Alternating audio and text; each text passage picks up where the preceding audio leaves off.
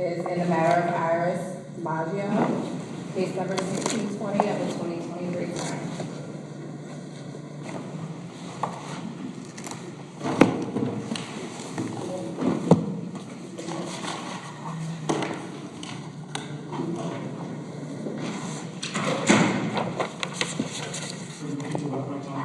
Oh, certainly.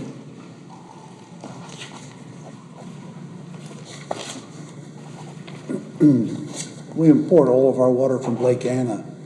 Good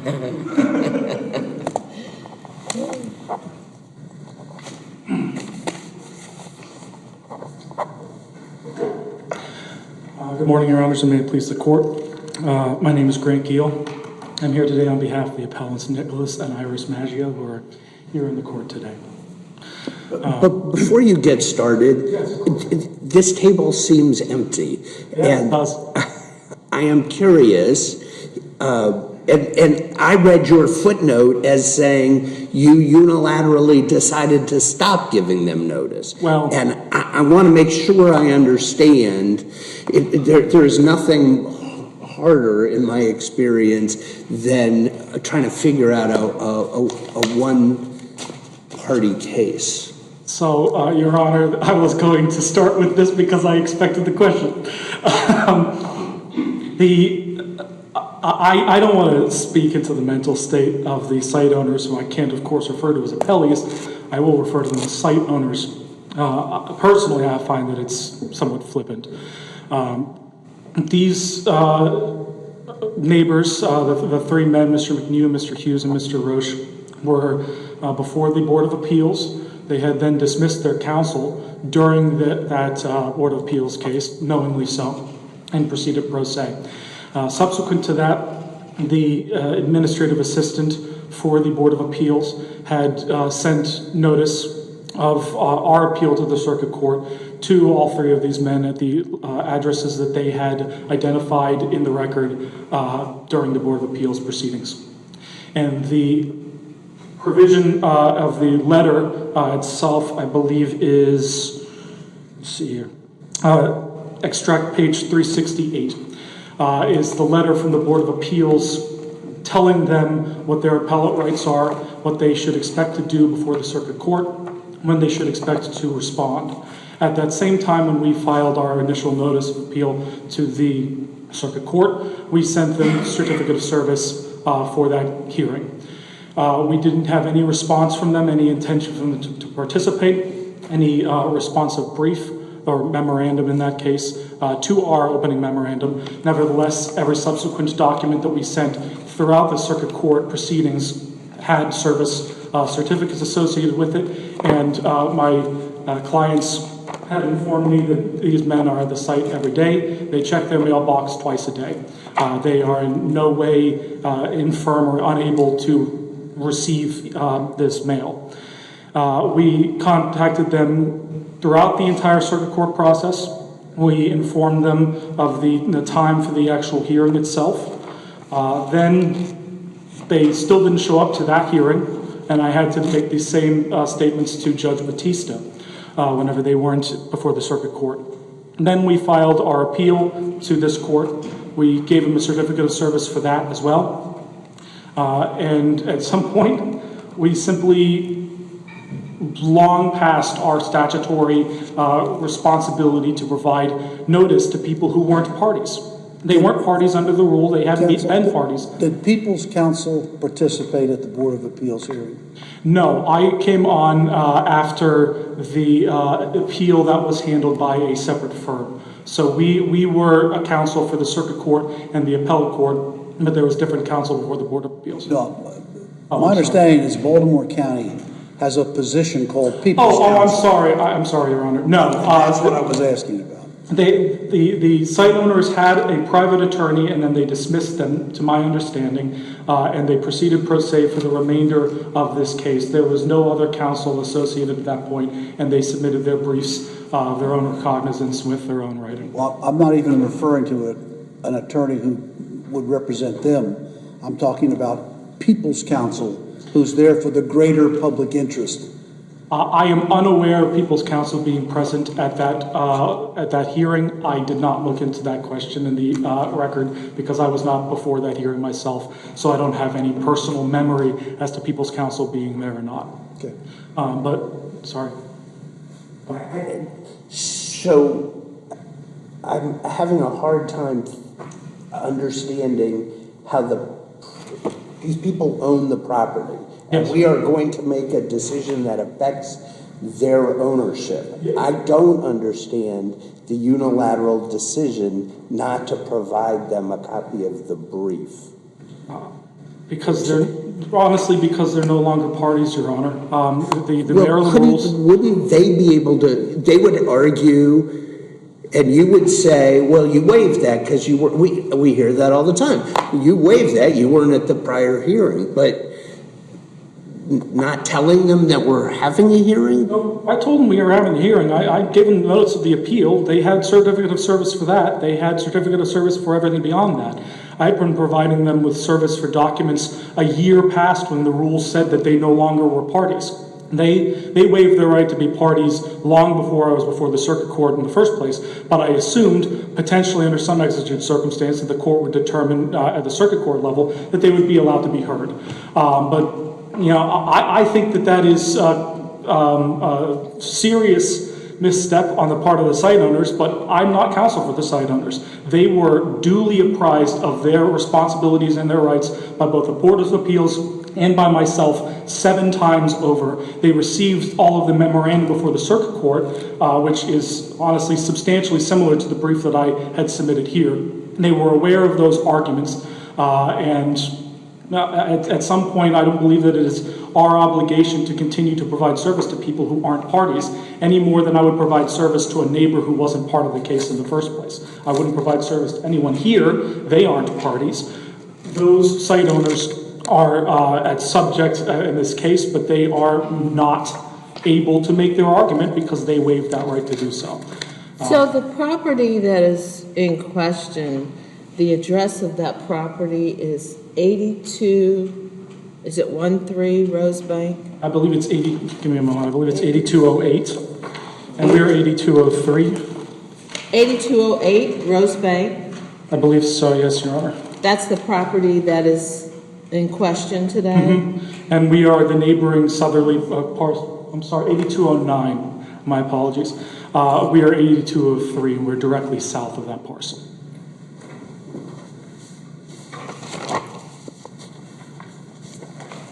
Somewhere I thought that it said the property was 8213 Rosebank. What's at 8213 Rosebank? That's a different property, Your Honor. I don't believe that I ever noted 8213 in any of my documents. So the property at issue is 8209? Yes. It is somewhat elongated parcel. It has a warehouse that is portioned in roughly 3 equal sections between the 3 site owners, and they conduct their individual business there.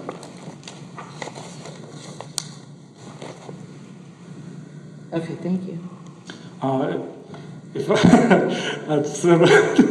start the No, I just see some information in here regarding 8213. I was just asking. I think you're all familiar with the facts. I'm going to jump directly to our argument. Okay.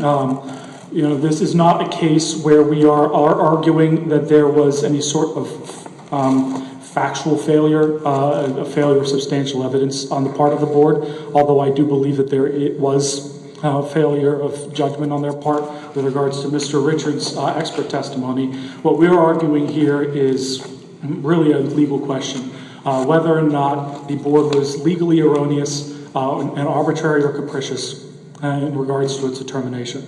And this determination that they made was what we believe has 3 key failures. The first key failure is that as a matter of law in Baltimore County, the zoning regulations are appended and informed by the Zoning Commissioner's Policy Manual, which was enacted by the county legislature in order to resolve any potential latent ambiguities in any provision of the code. And the appellants during that hearing brought forth Carl Richards, who is in the Zoning Commissioner's office and was one of the key authors of these documents. He's, of course, not the only author because governments have multiple employees. But he was not only an expert on the subject matter, he was the originator of these documents.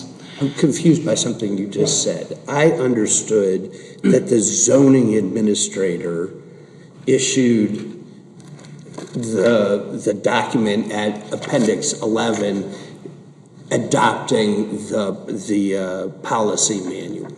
But you just said that the county council did. And is that? No, the county council enacted an ordinance stating that in order to determine any ambiguities within the regulations, a zoning commissioner's policy manual will be drafted. And then subsequent to that, the commissioner and their office drafted this policy manual. Did the policy manual go back before the county council? I believe so, Your Honor. It's been on the records for at least 2 decades. But they did cede authority generally to interpretation for this subcategory of the administrative apparatus, which I think is generally how most administrative agencies operate.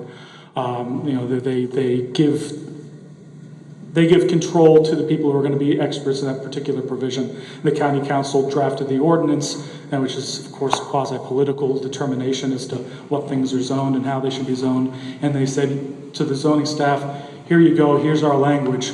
You see any issues, let's resolve the issues. And the zoning commissioner's policy manual identified an issue with service garages, which is that it was a disjunctive sentence. It was a sentence that, by virtue of how it was constructed, could be interpreted to permit any one of a particular subcategories by themselves, and yet one could potentially read it, depending on how one views Oxford commas, as retroactively applying remuneration, hire, or sale to the earlier provision of the service garage use. And the zoning commissioner's policy manual removed that language. It was cognizant of the fact that there are only 3 types of garages identified as uses in the zoning regulations, commercial, community garages, residential garages, and commercial garages. Community garages are, of course, parking lots, and residential garages are for personal use. So I have puzzled over this language, and I don't know what the difference between keeping a vehicle and storing a vehicle is. Well, I think it is If they are the same thing, that changes the meaning, doesn't it? I think the fact that keeping is at the last portion of this is that it's not that they're keeping it, it's that they're keeping it for remuneration, hire, or sale. That is the last provision of the definition that says keeping for remuneration, hire, or sale, that's one thing. Storage, that's another thing.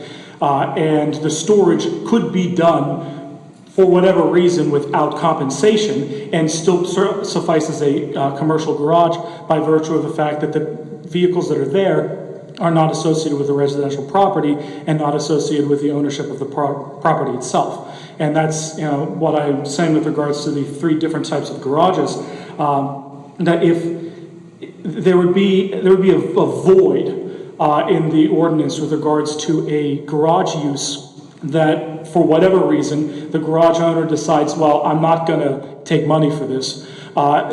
It would essentially not be a use at that point because it wouldn't be residential, it wouldn't be a community garage. It would normally fit under the commercial garage category, but they would say, as the site owners had argued, well, I'm not getting paid for it.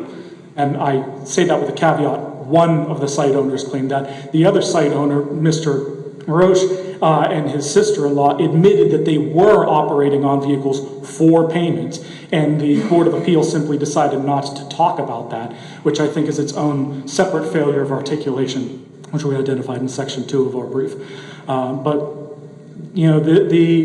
The general understanding of how a zoning ordinance works is that if there is not a defined use, then that use is not allowed under the ordinance. You have to have a use that is defined so you know where it goes. And if there is a new sort of use that comes about, or a use that cannot fit within the definitions of a particular code, then it is incumbent upon a person who wants to explore that use to, in some way, amend the code so that their use can be put in. But no such thing, of course, occurred here. We're simply dealing with 3 different types of garage uses, 2 of which can't apply to these types of properties, and the 3rd we think would apply, but for the fact that the board had determined, contrary to the general reading of the language itself, contrary to the zoning commissioner's policy manual, contrary to the expert who came in to talk about how they interpreted that in the zoning office, that remuneration, hire, or sale was a necessary component of this definition. I note that the policy manual doesn't talk about money at all. And so what do we do when the agency essentially reads out an entire statutory requirement? However you read the definition of service garage, some part of it has to have, one of the uses has to have remuneration. But the policy manual doesn't describe remuneration as a necessary thing at all. How is that, how do we defer to this regulation if it is exactly opposite of what the statute requires? I think you defer to it by looking at the enabling statute that allowed for the zoning commissioner's policy manual and interpreting the zoning commissioner's policy manual in accordance with land use jurisprudence in Maryland, which states that in the context of a law and the interpretation of that law, the agency that is tasked with administering it is afforded deference as to how they are personally reading that law and how it is supposed to apply. The zoning office is the office that applies this law in all circumstances, minus this narrow appellate review of the Board of Appeals. They are the ones that are looking at that, and they would say, well, look at all these caveats that we would have to deal with if a person says, oh, I didn't get paid, I got traded in goats, or I didn't get paid, I was doing a favor to my neighbor. They looked at that and they said, okay, that's not a necessary component of this. And even if the board were to have correctly determined that this was not a commercial garage by virtue of lack of payment, and I again note that is only for 1/3 of the uses. The other use by Mr. Hughes is not really at issue here, but Mr. Roche's use was stated and uncontested and statement against interest by his sister-in-law that they were operating on vehicles for payment, bringing them into their garage and doing that work, and they operate a business that is niche but has national reach. Even if the board's determination was correct as to it not being a service garage or a commercial apparatus in some sense, the 500.7 regulations in Baltimore County zoning regulations require that the reviewing body determine all rights and responsibilities of the parties when there is a controversy at play. And as I said before, when there is no defined use in a code, that means that it's not a permitted use. It can't be because it is not yet defined. And in the absence of this service garage use, there is no other listed use, we contend, in the ML district that could possibly be applied to these uses. The only ones that are even tangentially relevant are things like trailer assembly, which are simply not happening at this location. And if there is no other listed use by right in the ML district, then even if we concede that there is that it's not a service garage, we would need to figure out what it is to allow it to be there, and the board failed to do that. And the last portion of our argument with regards to arbitrariness and capriciousness is, and I read another case that I, to my chagrin, did not have in our brief, but Judge Harrell will be familiar with it. He had drafted it many years ago, and it was quoted again as early as 2017. This was the case of Harvey v. Marshall, which states, an administrative agency decision may be deemed arbitrary or capricious if it is contrary to or inconsistent with an enabling statute's language or policy goals, or if it is irrationally inconsistent with previous agency decisions. Now, we had, and previous counsel had also, cited various cases going back many decades that showed that remuneration, hire, or sale was not a necessary component of a service garage use.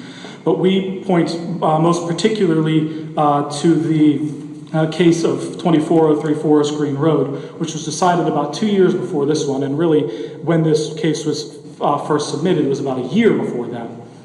And that case, I'm looking at my time and speaking quickly here, that case had the exact same fact pattern, the exact same law, looking at the exact same Board of Appeals, the same organ, looking at a circumstance where a person said, we are not a service garage because we are doing work for our friends and family. And the Board of Appeals in that case adopted the exact language that I've presented to this court here, that is the disjunctive definition, that remuneration, hire, or sale does not relate back to the earlier components, that a person saying that they aren't getting payment is not necessary for it to be determined as a service garage. And then they said, this is a service garage.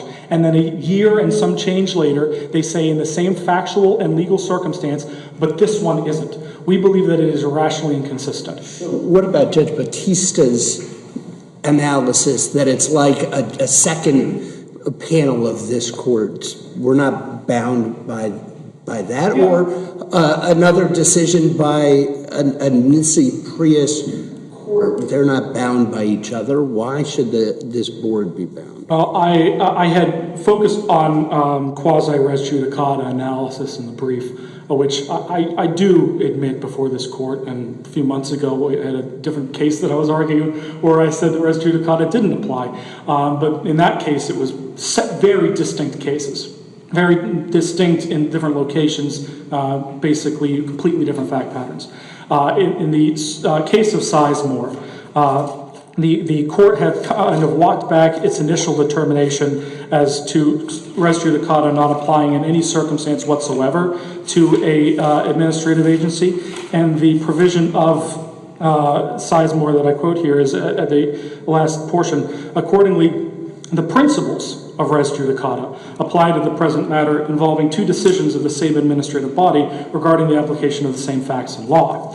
Now, we could argue as a trivial sense that the facts here are not exactly the same because there are different parties, but the argument presented and the language presented in the decisions of these two board cases is such that they are looking at the same portion of the law, and they are looking at the same argument presented by a defendant saying, oh, I'm not a service garage, there's no payment here, I'm only doing it for friends and family.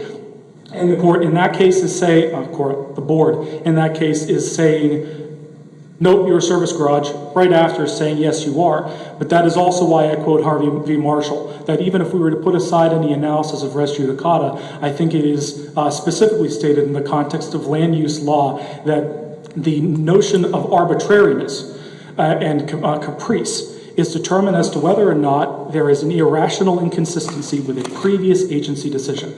And I think that the language of these two cases decided so closely together is clear that there is absolutely an irrational inconsistency as the board has analyzed one case versus the other and how it has interpreted this provision of the statute.